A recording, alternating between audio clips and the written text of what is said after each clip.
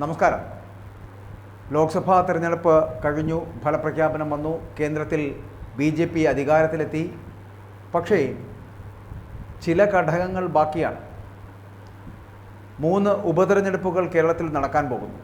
ഒന്ന് ഒരു ലോക്സഭാ തെരഞ്ഞെടുപ്പുണ്ടാകും, മറ്റൊന്ന് 2 നിയമസഭകളിലേക്കുള്ള ഉപതെരഞ്ഞെടുപ്പും.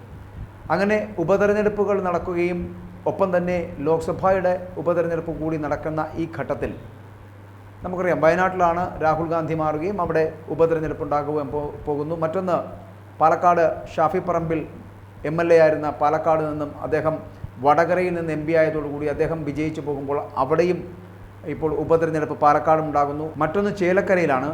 ചേലക്കരയിൽ മന്ത്രി രാധാകൃഷ്ണൻ ഇപ്പോൾ ആലത്തൂരിൽ നിന്നും മന്ത്രിയായ ഒരു സാഹചര്യത്തിൽ ചേലക്കരയിലും ഇപ്പോൾ ഉപതെരഞ്ഞെടുപ്പ് ഉണ്ടാകാൻ പോകുന്നു. അങ്ങനെ 3 ഉപതെരഞ്ഞെടുപ്പുകൾ ഉടൻ ഉണ്ടാകാൻ പോകുന്നു. ആ സാധ്യതകളിലേക്ക് പലപ്പോഴും ഉപതെരഞ്ഞെടുപ്പുകൾ വരുമ്പോൾ സാധ്യത സ്ഥാനാർത്ഥി പട്ടിക ഉണ്ടാകാറുണ്ട്. ആ സാധ്യതാ സ്ഥാനാർത്ഥി പട്ടികയിൽ പലപ്പോഴും പല പേരുകളും വരാറുണ്ട്. വയനാട്ടിലടക്കം അത്തരത്തിലുള്ള പേരുകൾ ഇപ്പോൾ സ്ഥിതി ചെയ്യുന്നുണ്ട്. അതായത് വയനാട്ടിൽ രാഹുൽ ഗാന്ധി മാറുകയാണെങ്കിൽ അവിടേക്ക് പ്രിയങ്ക ഗാന്ധിയോ അല്ലെങ്കിൽ T സിദ്ദിഖോ അടക്കമുള്ളവർ എത്തിയേക്കാം എന്നുള്ള സൂചനകളുണ്ട്.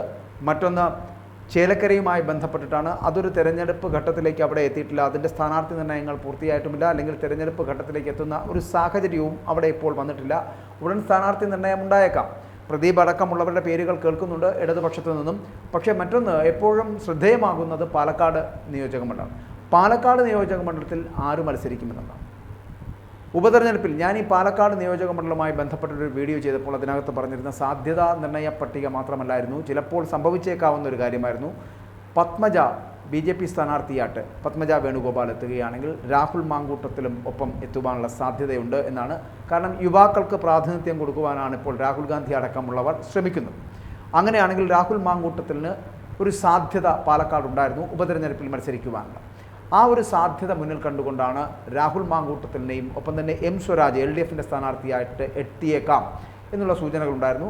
അവിടെ മത്സരിക്കാൻ സാധ്യത ഉള്ളത് BJPയുടെ സ്ഥാനാർത്ഥിയായി പത്മജ വേണുഗോപാൽ കൂടി എത്തുവാനുള്ള സാധ്യതയുണ്ട് എന്നാണ് അറിയാൻ കഴിയുന്നത്. ഇപ്പോൾ പക്ഷേ നമുക്കറിയാൻ കഴിയുന്ന മറ്റു വിവരങ്ങളിൽ പാലക്കാട് നിയോജകമണ്ഡലവുമായി ബന്ധപ്പെട്ടിട്ട് പലപ്പോഴും VK ശ്രീകണ്ഠൻ്റെ വാക്കുകൾ ശ്രദ്ധേയമാകുന്നുണ്ട് പല സാഹചര്യങ്ങളിൽ. കാരണം VK ശ്രീകണ്ഠന് പാലക്കാടിൻ്റെ പൾസ് അറിയാമെന്നുള്ളതാണ്. പാലക്കാടിൻ്റെ പൾസ് അറിയുന്ന ഒരു നേതാവ് കൂടിയാണ് കോൺഗ്രസിൻ്റെ VK ശ്രീകണ്ഠൻ എന്ന് പറയുന്നത്. അദ്ദേഹം ഇപ്പോൾ MP ആയ സാഹചര്യത്തിൽ അദ്ദേഹം പറയുന്ന ചില കാര്യങ്ങൾ കൂടിയുണ്ട്. അത് നമുക്കൊന്ന് നോക്കാം. ഉപതെരഞ്ഞെടുപ്പുമായിട്ട് ബന്ധപ്പെട്ടിട്ട് K മുരളീധരൻ്റെ സാധ്യതകൾ പാലക്കാട് അദ്ദേഹം സ്ഥാനാർത്ഥിയാകുവാനുള്ള സാധ്യത തള്ളിക്കളയാനാകില്ല എന്നുള്ളതാണ് VK ശ്രീകണ്ഠൻ പറയുന്നത്.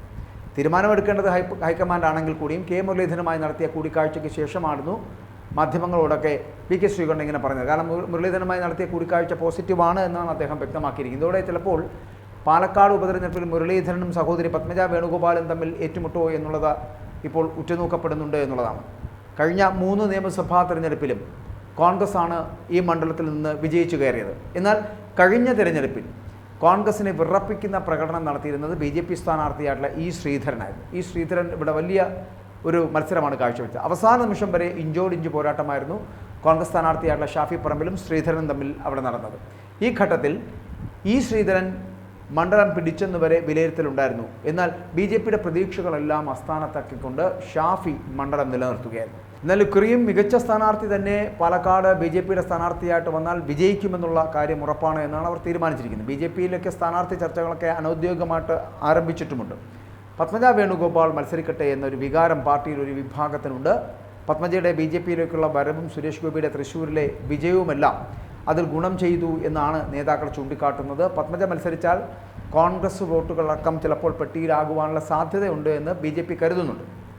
പത്മജ അല്ലെങ്കിൽ പിന്നെ ലോക്സഭാ തെരഞ്ഞെടുപ്പിൽ വലിയ മുന്നേറ്റം കാഴ്ചവെച്ച സി കൃഷ്ണകുമാറിനെ പരിഗണിക്കുവാനുള്ള സാധ്യതയും അവിടെയുണ്ട്. BJP സംസ്ഥാന ട്രഷററും നിലവിൽ നഗരസഭാ വൈസ് ചെയർമാനായിട്ടുള്ള കൃഷ്ണദാസ്, പാർട്ടി മുൻ വക്താവ് സന്ദീപ് വാര്യർ എന്നിവരുടെയൊക്കെ പേരുകൾ കൂടി BJPയിൽ ചർച്ചയാകുന്നുണ്ട്. അതേസമയം മത്സരിക്കാനില്ല എന്ന് തന്നെയാണ് കോൺഗ്രസിൻ്റെ നേതാവുള്ള K മുരളീധരൻ നിലപാടെടുത്തു കഴിഞ്ഞാൽ ചിലപ്പോൾ ഇവിടെ യുവാക്കൾക്ക് നറുക്ക് വീഴുവാനുള്ള സാധ്യത ഉണ്ട് എന്നാണ്. അതാണ് ഞാൻ ആദ്യം സൂചിപ്പിച്ച പോലെ രാഹുൽ മാങ്കൂട്ടത്തിൽ അല്ലെങ്കിൽ VT ബൽറാം ഇവരുടെ പേരുകൾ പരിഗണനയുണ്ട്.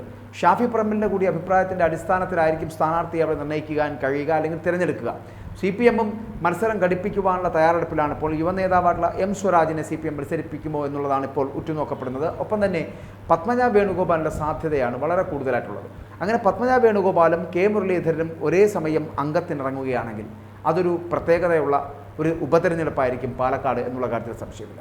പക്ഷേ ഏറ്റവും വലിയ സാധ്യത ഷാഫി പറമ്പിലുമായിട്ട് ബന്ധപ്പെട്ട് വരുമ്പോൾ ഷാഫി പറമ്പിൽ കൂടി ഒരു തീരുമാനമെടുക്കേണ്ടത് ഉള്ളത് കൊണ്ട് ചിലപ്പോൾ യുവാക്കൾക്ക് പ്രാതിനിധ്യം ഉണ്ടായേക്കാം. അങ്ങനെയാണെങ്കിൽ ഞാൻ ആദ്യം സൂചിപ്പിച്ച പോലെ രാഹുൽ മാങ്കൂട്ടത്തിനായിരിക്കും നറുക്ക് വീഴുക.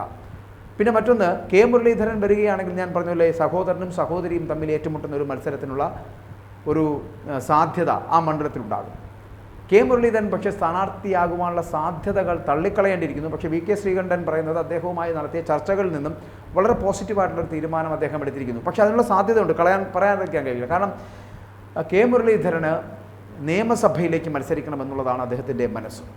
കാരണം എന്തായാലും ലോക്സഭയിൽ മത്സരിച്ചു പരാജയപ്പെട്ട ഒരു സാഹചര്യത്തിൽ മാത്രമല്ല, അദ്ദേഹം പലപ്പോഴും പറഞ്ഞിട്ടുള്ളതാണ് വട്ടിയൂർക്കാവ് നിയോജക മണ്ഡലത്തിൽ നിന്ന് അദ്ദേഹത്തിന് പോകുവാനുള്ള ഒരു മനസ്സില്ലായിരുന്നു. പക്ഷേ ഒരു പ്രത്യേക സാഹചര്യത്തിലാണ് അദ്ദേഹത്തിന് വടകരയിൽ ചെന്ന് മത്സരിക്കേണ്ടി വന്നത്. അതുകൊണ്ടാണ് അദ്ദേഹം വട്ടിയൂർക്കാവ് നിയോജക മണ്ഡലം ഉപേക്ഷിച്ച് വടകരയിലെ സ്ഥാനാർത്ഥിയായതും വിജയിച്ചതുമൊക്കെ. പക്ഷേ ഇപ്പോഴത്തെ സാഹചര്യത്തിൽ അദ്ദേഹത്തിന് വീണ്ടും നിയമസഭയിലേക്ക് എത്തുക, നിയമസഭയിൽ പ്രാതിനിധ്യം ഉണ്ടാക്കിയെടുക്കുക, നിയമസഭയുടെ പ്രതിനിധിയായിട്ട് മാറുക എന്നൊക്കെയാണ് അദ്ദേഹത്തിൻ്റെ മനസ്സിലുള്ളത് എന്നാണ് അറിയാൻ കഴിയുന്നത്. അങ്ങനെയാണെങ്കിൽ കെ മുരളീധരനും പാലക്കാട് മത്സരിച്ചേക്കാം. ഇതുകൂടി നമ്മൾ പരിഗണിക്കേണ്ടതുണ്ട്. അങ്ങനെയാണെങ്കിൽ പത്മജയും കെ മുരളീധരനും കെ കരുണാകരൻ്റെ മക്കൾ ഏറ്റുമുട്ടുന്ന ഒരു തട്ടകമായി പാലക്കാട് മാറും എന്നുള്ള കാര്യത്തിലും സംശയമില്ല. പക്ഷേ ഞാൻ രണ്ടാമത് സൂചിപ്പിച്ചത്, മുമ്പ് ഞാൻ എൻ്റെ ഒരു വീഡിയോയിൽ പറഞ്ഞതുപോലെ രാഹുൽ മാങ്കൂട്ടത്തിലും ഈ പത്മജ വേണുഗോപാലാണെങ്കിലും തീപാറുന്ന പോരാട്ടം തന്നെ അവിടെ നടക്കും എന്നുള്ള കാര്യത്തിലും സംശയമില്ല. അതായത് യുവാക്കൾക്ക് പ്രാതിനിധ്യം കൊടുക്കുകയും മുരളീധരൻ സമ്മതിക്കാതിരിക്കുകയും സ്ഥാനാർത്ഥിയാകുവാനുള്ള സമ്മതം അറിയിക്കാതെ ഇരിക്കുകയും ചെയ്താൽ രാഹുൽ മാങ്കൂട്ടത്തിൽ നറുക്ക് വീഴും. അങ്ങനെയാണെങ്കിൽ രാഹുൽ മാങ്കൂട്ടത്തിലും ഒപ്പം തന്നെ പത്മജ വേണുഗോപാലും നേരിട്ട് ഏറ്റുമുട്ടുന്ന ഒരിടമായി മാറും പാലക്കാട്. ഇനി ഇതൊന്നുമല്ല എങ്കിൽ ഞാൻ ആദ്യം സൂചിപ്പിച്ച പോലെ പാലക്കാട് നഗരസഭയുടെ സാരഥിയായിട്ടുള്ള കൃഷ്ണകുമാറിൻ്റെ സാധ്യതയും തള്ളിക്കളയാൻ കഴിയില്ല അവിടെ BJPയുടെ സ്ഥാനാർത്ഥിയായിട്ട്. പക്ഷേ ഇതിൽ നിന്നൊക്കെ വ്യത്യസ്തമായിട്ടായിരിക്കും സംഭവിക്കാൻ പോകുന്നത്. ഉപതെരഞ്ഞെടുപ്പിൽ കെ മുരളീധരനും സ്ഥാനാർത്ഥിയായി എത്തുകയാണെങ്കിൽ പത്മജ വേണുഗോപാൽ BJPയുടെ സ്ഥാനാർത്ഥിയാകുവാനുള്ള സാധ്യതയുണ്ട്. മാത്രമല്ല ഒപ്പം മത്സരിക്കുന്നത് M സ്വരാജ് LDFിൻ്റെ സ്ഥാനാർത്ഥിയാകും എന്നാണ് അറിയാൻ കഴിയും.